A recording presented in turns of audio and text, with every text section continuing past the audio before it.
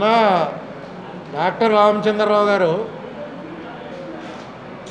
ఒక లెటర్ రాశారు ముఖ్యమంత్రి చంద్రబాబు నాయుడు గారికి. ఈయన హైకోర్టులో ఒక పబ్లిక్ ఇంట్రెస్ట్ లిటిగేషన్ వేశారు. దాంట్లో ప్రేయర్ ఏంటంటే హైకోర్టు కేంద్ర ప్రభుత్వాన్ని ఏపీ రీఆర్గనైజేషన్ యాక్ట్ ప్రకారం పోలవరంకి అయ్యేటువంటి ఖర్చు మొత్తం భరించాలి అని కేంద్ర ప్రభుత్వానికి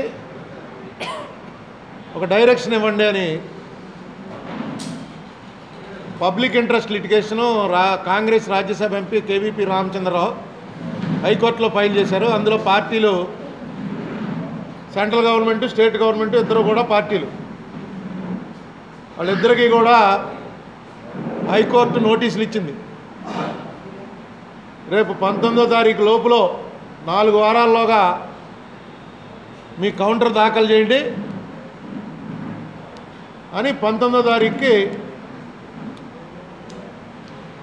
అడ్జర్న్మెంట్ పోస్ట్ చేశారంటే రేపు మళ్ళీ 19వ తారీఖున అది టేకప్ చేస్తారు. ఈవేళ 14వ తారీఖు, ఈవేళ రేపే టైం ఉంది. మళ్ళీ శనివారం ఆదివారం సెలవులు, మంగళవారం 19వ తారీఖు. ఇది చంద్రబాబు నాయుడు గారు తన అడ్వాంటేజ్కి, రాష్ట్ర ప్రజల అడ్వాంటేజ్కి తీసుకోవాల్సినటువంటి అవసరం ఉంది. ఇప్పటిదాకా కౌంటర్ దాఖలు చేయకపోవటమే చాలా తప్పు.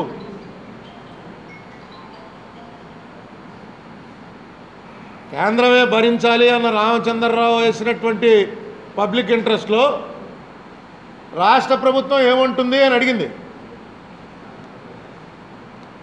వెంటనే రాష్ట్ర ప్రభుత్వం ఏపీ రీఆర్గనైజేషన్ యాక్ట్లో సెక్షన్ 19 వేస్తూ దీంతో పూర్తిగా మేము అంగీకరిస్తున్నాం, ఇదంతా కేంద్రమే పెట్టుకోవాలి అని చెప్పి వేయటమే.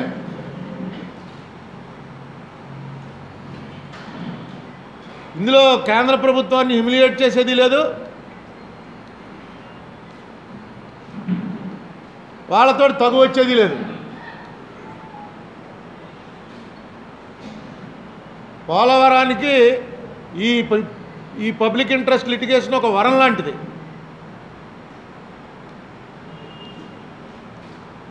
ఇందులో ఒక్క మాట కూడా తేడా మాట్లాడక్కర్లేదు రాష్ట్ర ప్రభుత్వం. యాజ్ ఇట్ ఈజ్గా యాక్ట్లో ఏముందో అది చెప్పడమే.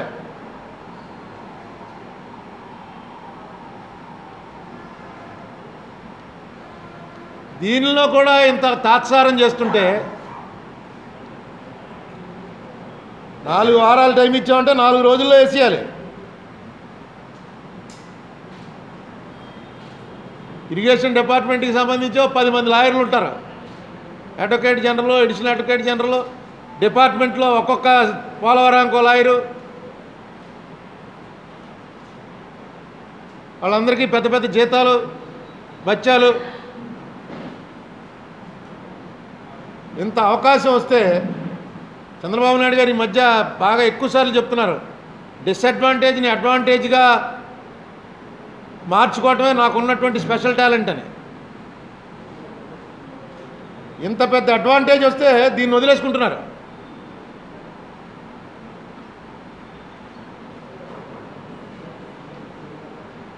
దయచేసి చెప్పలేదు, కానీ జనరల్గా అపకారికి కూడా ఉపకారం చేస్తానంటే అర్థం ఏంటి? ఉపకారికి ఎలాగా చేస్తానండి, దాని అర్థం ఉపకారికి చేస్తానని నువ్వు ఎక్కడ చెప్పావు అంటే ఇంకేం చెప్తాం? డిసడ్వాంటేజ్ని కూడా అడ్వాంటేజ్గా మార్చుకుంటానన్న మనిషి ఇది ఇంత పెద్ద అడ్వాంటేజ్. ఇది తనేం చేస్తాడు? కాంగ్రెస్ వాడు వేసాడు కోర్టులో, సత్యం పలకవలను యాక్ట్ ఏముంటే అదే చెప్తారు. ఇందులో ఏమి పెద్ద ఆలోచన చేయవలసిన పని కూడా లేదు. సెక్షన్ 90లో ఇలా ఉంది, మీరే నిర్ణయించడం కూడా ఇవ్వాలి మాకని కూడా అడగక్కర్లా.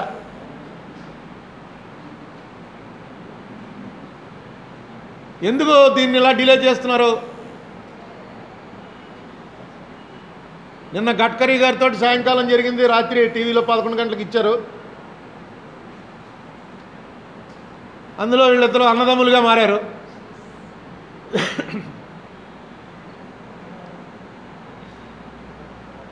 మళ్ళీ నెల్లాళ్ళు ట్రాన్స్ స్ట్రైక్ టైం ఇస్తున్నాం, నెల్లాళ్లలో కనుక వీళ్ళు చూపించకపోతే అప్పుడు ఏం చేయాలన్న నిర్ణయం తీసుకుంటామని చెప్పారు.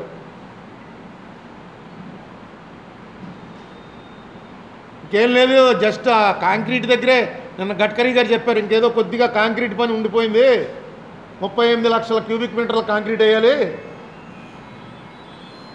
అదేం పెద్ద పని కాదన్నట్టుగా ఆయన మాట్లాడాడు.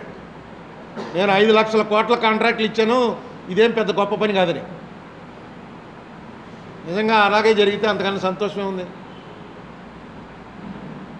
ఈ లోపల నాకు ఈ కాంక్రీట్ వేస్తున్నటువంటి అక్కడి నుంచి స్పాట్ నుంచి కొన్ని ఫోటోలు వచ్చాయి.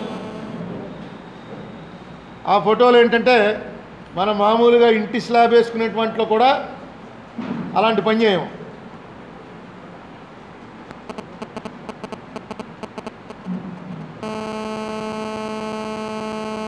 నీళ్ళల్లో తీసుకొచ్చి కాంక్రీట్ వేసేస్తారు. నీటి చొక్కు ఉండకూడదండి అక్కడ, నీళ్ళల్లో తీసుకొచ్చి కాంక్రీట్ వేసేస్తున్నారు. ఇది పంపిన ఆయన దీనికి పేరేం పెట్టాడంటే మర్డర్ ఆఫ్ పోలవరం అని పెట్టాడు. పోలవరాన్ని మర్డర్ చేసేస్తున్నారండి.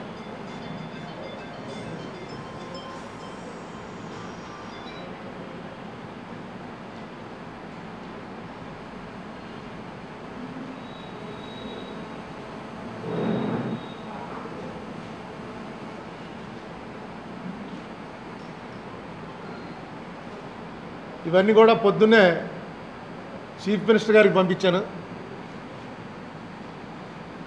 చీఫ్ మినిస్టర్ గారికి ఒక చిన్న 2 మాటలు లెటర్ కూడా రాస్తూ, honourable chief minister Amaravati sir, I'm forwarding here with photographs clicked at Polavaram work spot. As these photos are about the inferior quality of the work, I request you to kindly do needful. Thanking you with regards. అని ఆయనకు ఒక ఈ ఫోటోలన్నీ కూడా పంపించడం జరిగింది. మీరు కూడా ఈమెయిల్ ఐడీలు మన ఎల్వికి ఇస్తే మీకు పంపిస్తాడు. క్వాలిటీ మీద కూడా ఇంత ముందు కూడా చెప్తే ప్రజల్లో భయాందోళనలు రేకెత్తించడానికి ఏదో చెప్తున్నాడని అన్నారు. మీరు రెక్టిఫై చేసుకోండి. ఇటువంటి ఇంత పెద్ద ప్రాజెక్ట్ కడుతున్నప్పుడు ఇటువంటి విషయాల్లో చాలా జాగ్రత్తగా ఉండాలి. అందులో ఇప్పుడు నెల్లాళ్ళలో ఎంత పని చేస్తాడో అని ఒక రేస్ ఒకటి పెట్టారు, గంటలో ఎన్ని ఇడ్లీలు తింటాం అన్నట్టు. మామూలుగానే వాటర్ డీవాటరింగ్ చేయకుండా కాంక్రీట్ పోసేస్తున్నారని ఇదంతా అక్కడున్న వాళ్ళు పంపేవే. డీవాటరింగ్ చేయకుండానే పోసేస్తున్నారని పంపుతుంటే ఇక మామూలు 30 రోజుల్లో ఎంత పని 30 రోజుల్లో భాష నేర్చుకోవడం లాగా ఏమేం చేస్తారో అన్నటువంటి భయం ఉంది. సో క్వాలిటీ కంట్రోల్ కూడా కాస్త జాగ్రత్తగా చూడవలసిందిగా ముఖ్యమంత్రి గారిని కోరుతున్నా. హైకోర్టులో ఎఫిడేవిట్ విషయంలో మాత్రం, హైకోర్టులో కౌంటర్ మాత్రం ఇక రేపు ఒక్కరోజే టైం ఉంది. దయచేసి వెంటనే ఆ కౌంటర్ దాఖలు చేసినట్టయితే మీరు రాష్ట్ర ప్రజలకి చాలా మేలు చేసిన వాళ్ళు అవుతారు. ఎందుకంటే పోలవరానికి సంబంధించి అసలు ఏమీ లిటిగేషనే లేదు, ఏమీ బార్గైనే లేదు. ప్రతి పైసా కూడా కేంద్రం ఖర్చు పెట్టాలి అన్నది commitment through N act. It's a constitutional commitment. అదే మాట కోర్టు వాళ్ళు అడిగారు మిమ్మల్ని, నువ్వేమంటావని. అది చెప్పడానికి మీకు 4 వారాలైనా సరే టైం సరిపోతే, కేంద్రం వాళ్ళు వేయలేదంటే ఉంది, వాళ్ళు ఏదో 14 రేట్లు 11 రేట్లు ఇంత డబ్బు ఇవ్వమో అని ఏదో అంటున్నారు. వాళ్ళకి 4 వారాలే టైం ఇచ్చారు. వాళ్ళు రాష్ట్రం ఏమేస్తుందో చూసేద్దామని వాళ్ళు చూస్తుంటారు. రాష్ట్రం కనుక కరెక్ట్గా ఇదిగో యాక్ట్ ఇది అని వేస్తే కేంద్రం కూడా అదే వేయాలి. వెంటనే చంద్రబాబు నాయుడు గారి చేతులు కాలో ఎవరి చేతులు కాలో కోర్టు ఆర్డర్ ఇస్తుంది యాక్ట్ ఇంప్లిమెంట్ చేయమని. ఇంత గొప్ప అవకాశం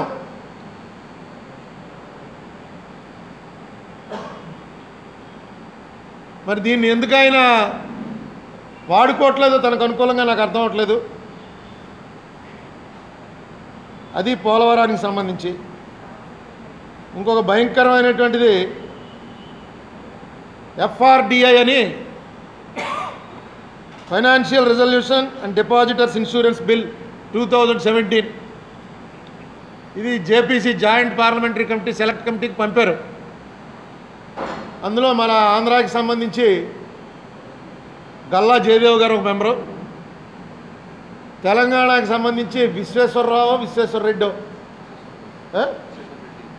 రెడ్డి ఆయన ఒక మెంబర్గా ఉన్నారు. వీళ్ళిద్దరికీ కూడా మీ ద్వారా నేను రిక్వెస్ట్ చేసేది ఏంటంటే, ఇది చాలా భయంకరమైనటువంటి బిల్. ఇది డిమానిటైజేషన్, జిఎస్టీ ఎందుకు పనిచేయదు దీని ముందు.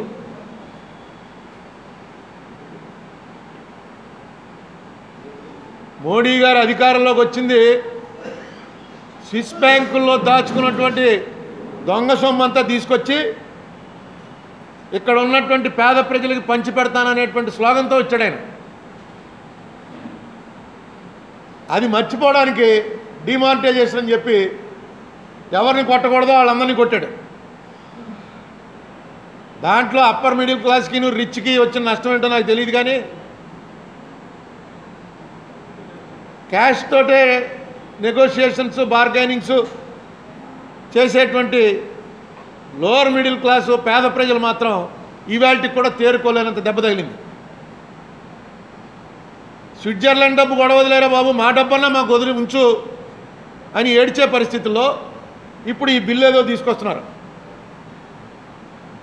ఈ బిల్లు ఏంటంటే నాకు స్థూలంగా అర్థమైంది, నేను నిన్నే బిల్లు తెప్పించుకుని చదివాను.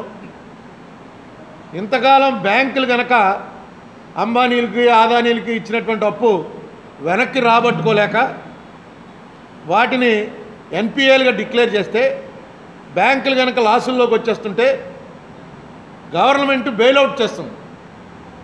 అంటే గవర్నమెంట్ పంపిణీ చేసి డబ్బు బెయిలౌట్ చేస్తుంది. అది కూడా మన డబ్బే. గవర్నమెంట్ బెయిలౌట్ చేయడం అనేది జనరల్గా జరగడం మనం చూసాం చాలాసార్లు. ఇప్పుడు బెయిలిన్ అని కొత్త థియరీ ఒకటి తీసుకొస్తున్నారు. అంటే ఇప్పుడు ఎవరో విజయ్ మల్లయ్య గారు స్టేట్ బ్యాంక్ దగ్గర నుంచి పట్టుకుపోయాడు అనుకోండి 10,000 కోట్లు. స్టేట్ బ్యాంకులో ఉన్నటువంటి డిపాజిటర్స్ అందరి దగ్గర ఎవరెవరైతే అక్కడ డిపాజిట్లు పెట్టుకున్నారో బ్యాంకులో, ఆ డిపాజిట్లోంచి కోసేయచ్చు అనమాట. మనం ఒక 10 లక్షల డిపాజిట్ మీరు వేసుకుంటే మీ దాంట్లో ఒక 5 లక్షలు షేర్ కింద కన్వర్ట్ చేసేస్తున్నాం, నీకు 5 లక్షలకే తీసుకునే లిమిట్ ఉంది, మిగతా 5 లక్షలు ఈ బ్యాంకులో నీ షేర్గా మారిపోయింది, నువ్వు 5 ఏళ్ల పాటో 10 ఏళ్ల పాటో తీసుకునేటువంటి హక్కు లేదు. బెయిలిన్ అంటే లోపలే ఆ బ్యాంకే అడ్జస్ట్మెంట్ చేసుకునేలాగా.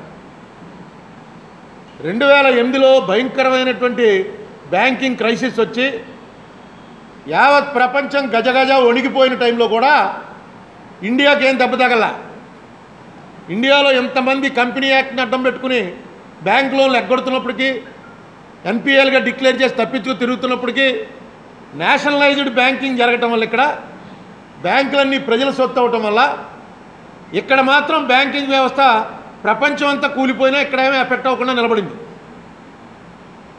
మోడీ గారు వచ్చి ఈ కొత్త పద్ధతులు తెచ్చి రేపు నుంచి ఏముంటుందండి, ఎవడో బ్యాంకులో పెట్టుకో డబ్బు, మీ డబ్బు ఉంటుందా ఉండదా అని అనుమానం వస్తే తెచ్చి ఇంటి దగ్గర పెట్టుకుంటారు.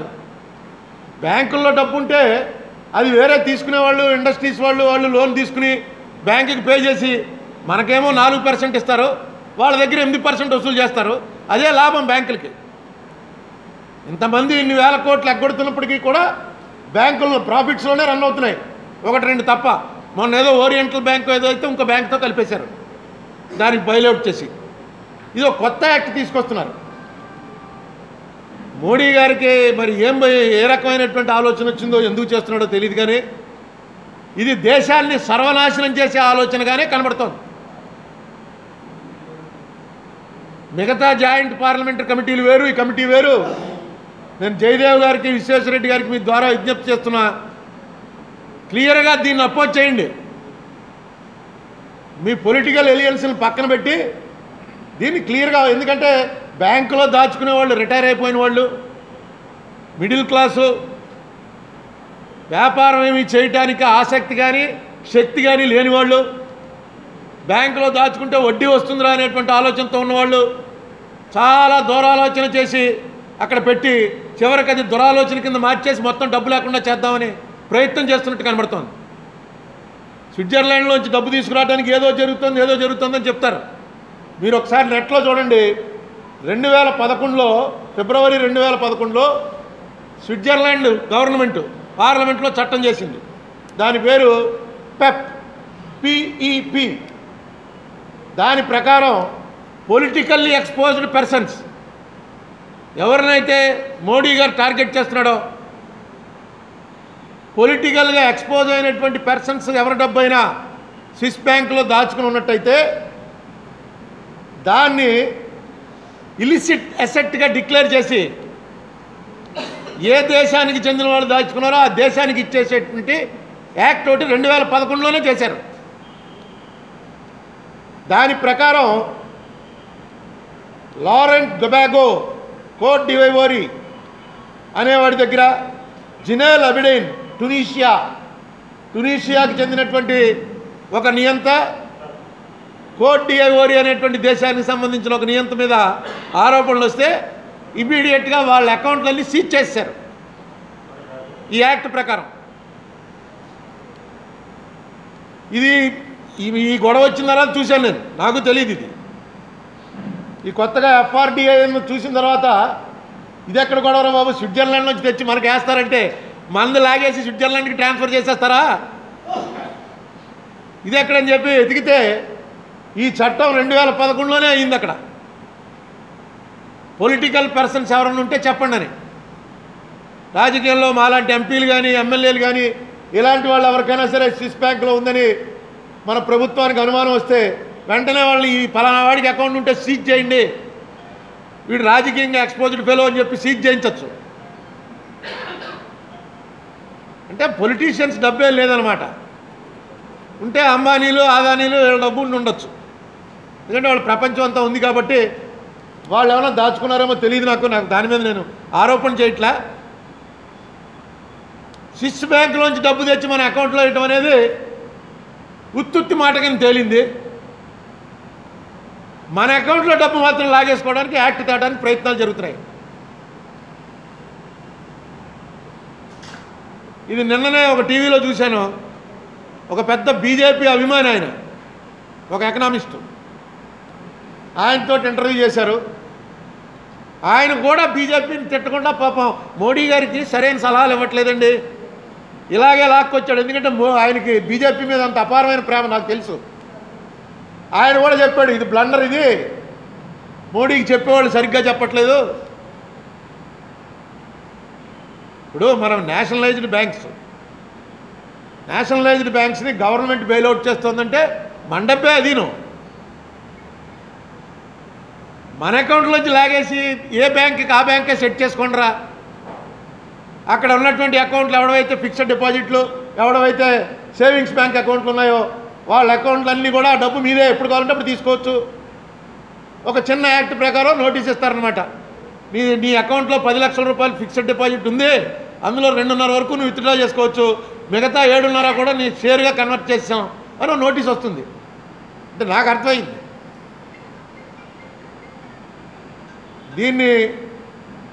ఇది చాలా దేశద్రోహం. ఒక నమ్మకం పెట్టుకుని బ్యాంకులో డబ్బు ఉందంటే గుండెల మీద చేసుకుని హాయిగా రేపు అనారోగ్యం వచ్చినా, పిల్లకి పెళ్లి చేయాలన్నా, ఇంట్లో శుభకార్యం చేయాలన్నా, ఏదో ఇల్లు కొనుక్కోవాలి, ఇల్లు కట్టుకోవాలన్నా, లోవర్ మిడిల్ క్లాస్కి ఆ బ్యాంకులో అకౌంట్ అనేది బంగారం ఉన్నట్టుగా ఒక ఆనందం. బంగారం అంటే ఇంకా దొంగలు పడతారేమో అని భయం ఉంటుంది, బ్యాంకులో డబ్బు ఉందంటే అదొక ఆనందం. అవి కూడా మధ్య కోఆపరేటివ్ బ్యాంకులు దెబ్బ కొట్టేశాయి. తర్వాత అగ్రిగోల్డ్ ఇలాంటి కొన్ని కంపెనీలు వచ్చి వాళ్ళు కొట్టిన దెబ్బలు వాళ్ళు కొట్టేశారు. వాళ్ళకన్నా తక్కువ డబ్బు వచ్చినా చాలు మనకు సెక్యూరిటీగా ఉంటుందని ఎవళ్ళైతే నేషనలైజ్డ్ బ్యాంక్స్లో దాచుకున్నారో వాళ్ళని చట్టంతో కొట్టేటువంటి ప్రయత్నం చేస్తున్నారు మీరు. ఇప్పటిదాకా మోసపోయారు, చట్టవిరుద్ధంగా దెబ్బతిన్నారు. కానీ ఈసారి మీరు చట్టబద్ధంగా మర్డర్ చేద్దాం అనేటువంటి ప్రయత్నం చేస్తున్నారు. ఇది చాలా పాపమైనటువంటి అన్యాయం, ధర్మ విరుద్ధం అని అన్నది మహాపాపం. ఎందుకంటే హిందూ గవర్నమెంట్ కదా, హిందుత్వ గవర్నమెంట్ కాబట్టి మహాపాపానికి ఒడిగడుతున్నారు. ఈ పాపానికి ప్రక్షాళనమే ఉండదు. ఎందుకంటే బ్యాంకులన్నీ ఇమీడియట్ వారం రోజుల్లో మీరు యాక్ట్ పాస్ అయిందని మరుక్షణం మళ్ళీ డిమానిటైజేషన్ లాగే క్యూలు ఉంటాయి. అక్కడ ఇవ్వడానికి బ్యాంక్ దగ్గర డబ్బులు ఉండవు. కావాలని ఒక మానవ ప్రయత్నంతో ఒక ఉత్పాతాన్ని సృష్టిస్తున్నారు. Man made crisis. ప్రపంచం అంతా అనుకుంటుంది ఇండియన్ బ్యాంక్స్ అంత బలంగా ఏ బ్యాంకులు లేవు. ఎందుకంటే ఓనర్స్ ఆఫ్ ద బ్యాంక్ ఎవరా అంటే 120 కోట్ల జనాభా. నేషనలైజ్డ్ బ్యాంక్ అంటే అదే.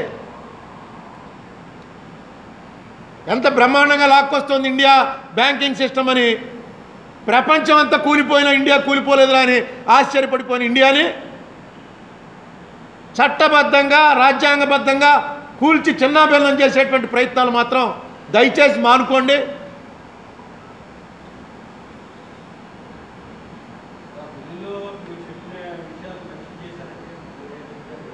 నేను బిల్లులో చదివినవే చెప్తున్నాను.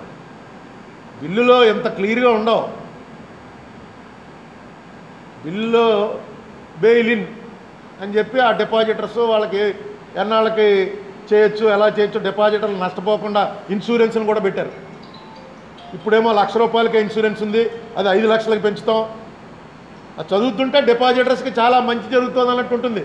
ఆ మధ్యలో సెంటెన్స్కి బిట్వీన్ ద లైన్స్ ఉంటుందన్నమాట. నీ అకౌంట్ ఎప్పుడు కావాలంటే అప్పుడు ఫ్రీజ్ చేసి డబ్బులు లాగేసుకోవచ్చని.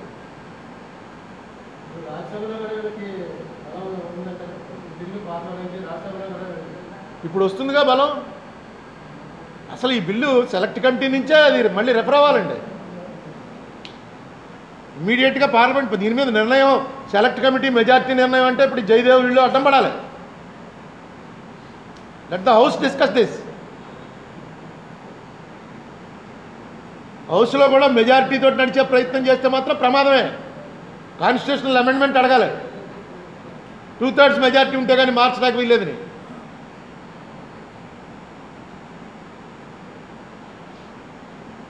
ఎందుకంటే మనం చూసాం డిమానిటైజేషన్ ఏమైందో చూసాం. ఆయన డిమానిటైజేషన్ అయిన తర్వాత యూపీ ఎలక్షన్లో స్పీచ్ ఇస్తూ చెప్పాడు, హార్వర్డ్ వాళ్ళు ఆక్స్ఫర్డ్ వాళ్ళు అందరూ పడుకున్నారు, హార్డ్ వర్క్ వాడిని నాదే కరెక్ట్ అని ప్రూవ్ అయింది, చూడు 7%కి వచ్చింది డెవలప్మెంట్ అని. 3 నెలల్లో వచ్చింది రిపోర్టు 1.75 పడిపోయిందని. మోడీ గారి దగ్గర గొప్పతనం ఏంటంటే ఆయన ఏమైనా మాట్లాడగలరు.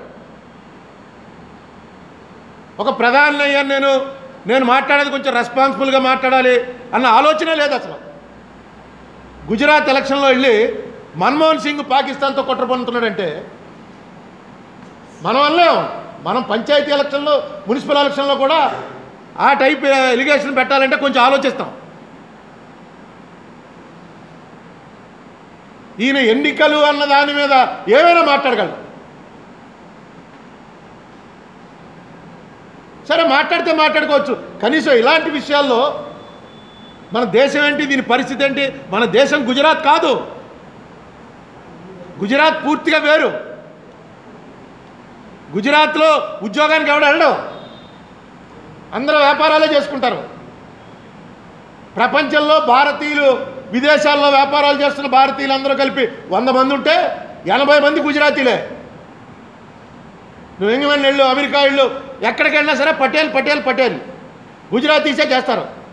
వాళ్ళకు జెనెటిక్గా వ్యాపారం చేసుకునేవాళ్ళు వాళ్ళు. మేం కాదు, మేము ఏదో పని చేసుకుని ₹4 దాచుకుని సెక్యూరిటీ జీవితం గడపాలనేటువంటి వాళ్ళం ఈ దేశంలో 80% ఉన్నాం.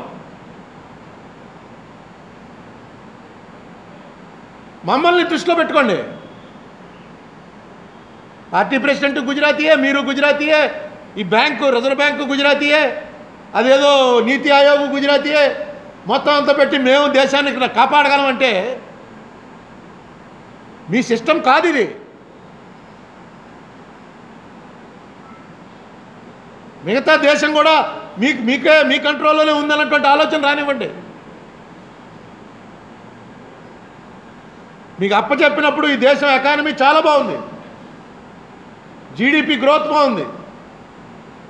ఈవేళ 3.5 సంవత్సరాల్లో మీరు చేసినటువంటి వాటి వల్ల పూర్తిగా పతనమైంది.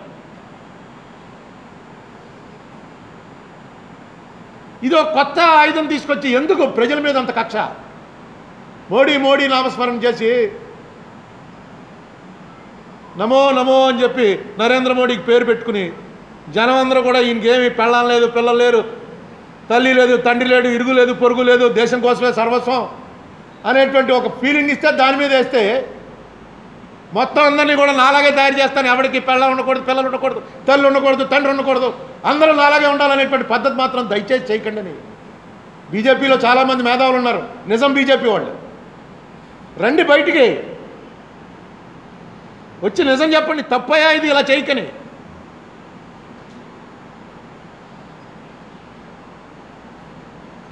నేను మనకు సంబంధించినటువంటి 25 మంది ఎంపీలని, అలాగే తెలంగాణకు సంబంధించి 17 మంది ఎంపీలు ఉన్నారు, 42 మంది ఎంపీలని కోరేది ఏంటంటే ఇటువంటి అఘాయిత్యాలు జరగకుండా ఆపవలసినటువంటి బాధ్యత మీ మీద ఉంది.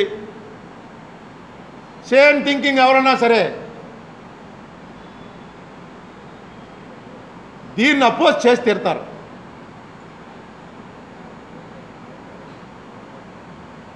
చంద్రబాబు నాయుడు గారిని కూడా తర్వాత మళ్ళీ ఇది నేనే చెప్పాను, నేనే తీసుకొచ్చానని అనకుండా మీకున్నటువంటి ఎకనామిస్ట్ బుర్ర ఉపయోగించి చెప్పండి, ఇది సర్వనాశనం వైపు వెళ్తోంది.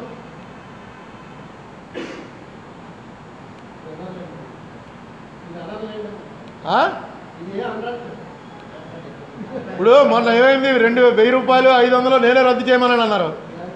1,000 500 ఎక్కడ మారాయి మీకు తెలుసు కదా? ఎక్కడ మారాయండి?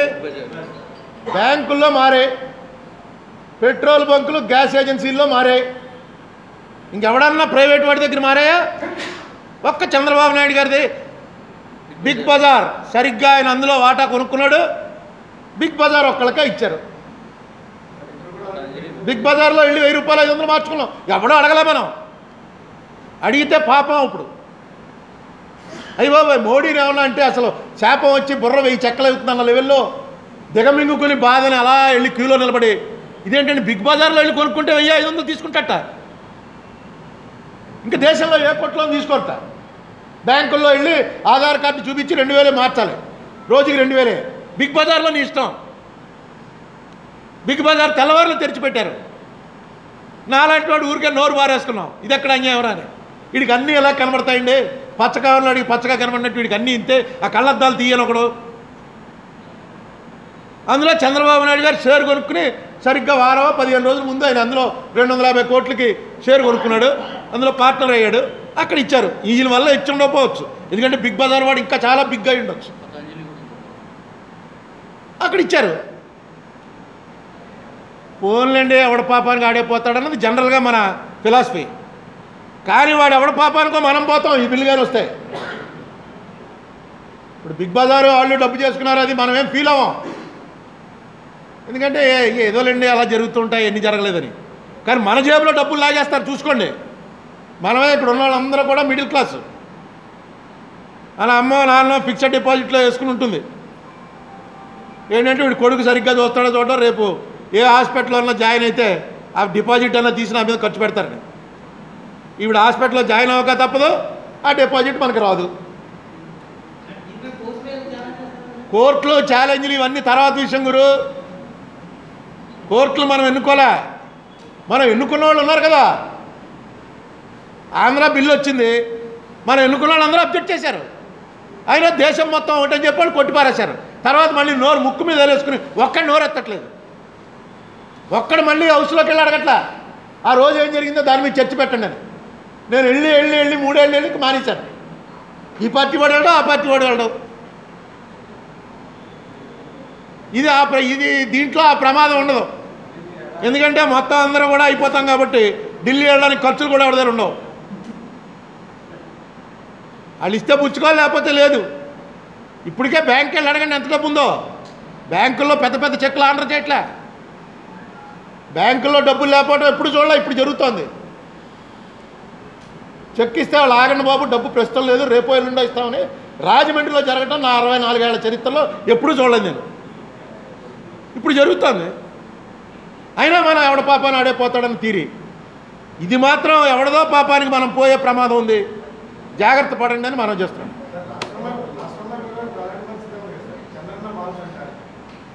చంద్రన్న మాల ఏంట్రా అంటే నిన్న చూపిస్తున్నారు, నేను వెంటనే వాళ్ళని నమ్మలా. ఏదో డిబేట్లో చూపిస్తే బిగ్ బజారు రిలయన్స్ పెట్టారు, 62 రూపాయలకి అర కేజీ కందిపప్పు ఇస్తున్నట్ట. అదే అర కేజీ కందిపప్పు 65 రూపాయలకి కాళేశ్వరం మార్కెట్లో దొరుకుతుందని ఆయన పార్థసారథి ఎక్స్ మినిస్టర్ ఉన్నాడు వైఎస్ఆర్సీపీ, ఆయన తీసుకొచ్చి చూపించాడు. 65 రూపాయలు కేజీ అక్కడ, ఇక్కడ అర కేజీ 63 రూపాయలని. నేను వెంటనే నెట్లో కొట్టాను. ఇప్పుడు నెట్లో వచ్చేస్తాయి రేట్లు. నెట్లో కొడితే 74 రూపాయలు వచ్చింది కందిపప్పు మన ఇంటికి కేజీ. నెట్లో కొనుక్కోవచ్చు కందిపప్పు కూడా. 74 రూపాయలు మన ఇంటికి వచ్చే రేటు ఉంది. దానికన్నా పెద్ద రేటు పెట్టారు వీళ్ళు. ఇది అందులో డైరెక్ట్గా బిగ్ బజార్ అంటే హెరిటేజే. హెరిటేజ్కి సంబంధించిన మాల్స్ అన్నీ కూడా బిగ్ బజార్కి ఇచ్చేశారు. ఇచ్చేసి 4% 5% స్టేక్ వీళ్ళు తీసుకున్నారు.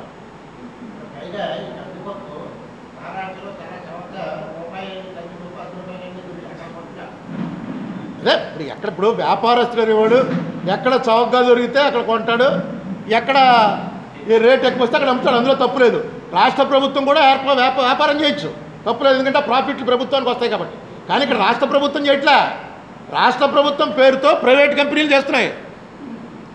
ప్రైవేట్ కంపెనీలు చేసి ఇది చంద్రన్న పేరు పెట్టి ఇదేదో ప్రభుత్వం కాబట్టి మనకు ఒక పిచ్చి ఏంటంటే జనరల్గా గవర్నమెంట్లో మోసం చేస్తే పట్టేసుకుంటారు కదండి, పేపర్లో రాసేస్తే అయ్యి బాబోయ్ ఇంకేమన్నా ఉందండి అని. ఇలాంటి కొన్ని భ్రమలు ఇంకా మెజార్టీ జనంలో ఉన్నాయి. గవర్నమెంట్ పేరు చెప్పి డైరెక్ట్గా మోసం. అక్కడ వీళ్ళకి అవసరం ఏంటి? మనకు ఇవ్వాల్సినవి ఇవ్వలేకపోతున్నారు. ఈ మాల్స్ ఎందుకు? ఇవన్నీ పెట్టుకునే వాళ్ళకి పర్మిషన్ ఇవ్వండి, వాళ్ళని పెట్టుకోమనండి. కావాలంటే ప్రతి గ్రామానికి ఇప్పుడు ఆవేళ చంద్రబాబు నాయుడు మన మన్మోహన్ సింగ్ గారు 10 లక్షల జనాభా ఉన్న చోటకే రావాలి ఫారెన్ డైరెక్ట్ ఇన్వెస్ట్మెంటు అంటే గొడవ చేసి నోట్లు గట్లు చూపించి పార్లమెంట్లో అల్లరల్లరి చేశారు. ఈవేళ మామూలుగా 10,000 జనాభా ఉన్న గ్రామంలో కూడా పెట్టేసుకోమన్నారు. 10,000 గ్రామంలో ఉన్న జనాభాలో కూడా మీ ఇష్టం వచ్చినట్టు మాల్స్ అన్నీ పెట్టేసుకోవచ్చు. పెట్టేసుకుని దాంట్లో నా వాటా ఏంటని అడుగుతుంటే అది అక్కడ భావ్యం అండి. హెరిటేజ్ వాటా కాదు, స్టేట్కి వాటా ఇవ్వాలి. అవి రాష్ట్ర ప్రభుత్వానికి సంబంధించిన షాప్లో ఉండాలి. రాష్ట్ర ప్రభుత్వం కాదు. రిలయన్స్, బిగ్ బజారు, హెరిటేజ్ వీళ్ళు కలిపి షాపు. ఖచ్చితంగా అక్కడికి వెళ్ళక తప్పని పరిస్థితి ఏంటంటే రేషన్ కూడా దాంట్లో పెట్టారు. రేషన్ దుకాణం కూడా అందులో ఉంది కాబట్టి అక్కడికి వెళ్ళక తప్పదు జనం. మళ్ళీ స్పెషల్ అట్రాక్షన్ ఏం అక్కర్లేదు, వీళ్ళందరూ వెళ్తారు. మనం చాలా అనుకుంటాం పేదవాడి దగ్గర ఏముందని. 98లోనే ఒక లెక్క తీసి చూపించారు. ఈ దేశంలో వచ్చేటువంటి రూపాయి ఆదాయంలో 68 పైసలు బిలో పవర్టీ లేని వాడు ఇచ్చేవి. కొత్తిమీర అమ్ముకునేవాళ్ళు, రోడ్డు పక్కన పిడత కందిపప్పు బండి వాళ్ళు, వీళ్ళు రోడ్డు మీద కూలి పని చేసి బతికేవాళ్ళు.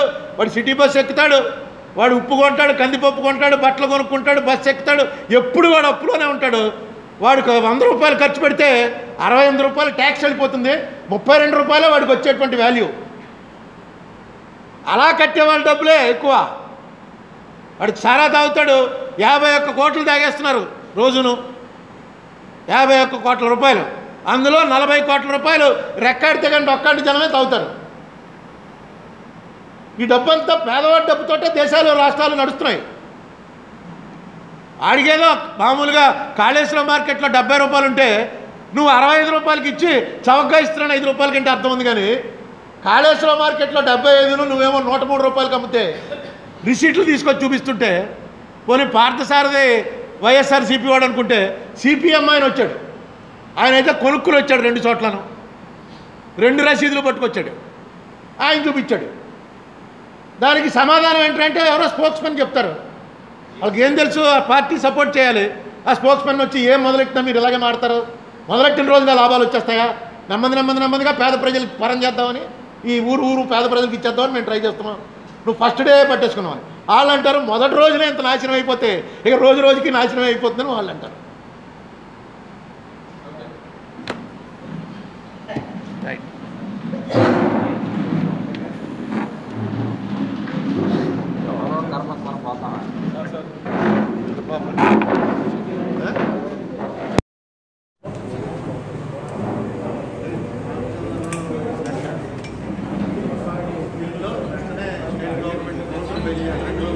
హాయ్ ఫ్రెండ్స్, మా టుడే టుమారో యూట్యూబ్ ఛానల్ చూస్తున్నందుకు చాలా థ్యాంక్స్. మరిన్ని లేటెస్ట్ వీడియోస్ కోసం వెంటనే సబ్స్క్రైబ్ చేయండి. అలాగే ఈ బెల్ ని కూడా రింగ్ చేసేయండి. మా నోటిఫికేషన్స్ అన్ని మీ మొబైల్లో వస్తాయి. అలాగే మా వీడియోస్ మీకు నచ్చితే లైక్ చేయండి, షేర్ చేయండి, నచ్చకపోతే కామెంట్ చేయండి.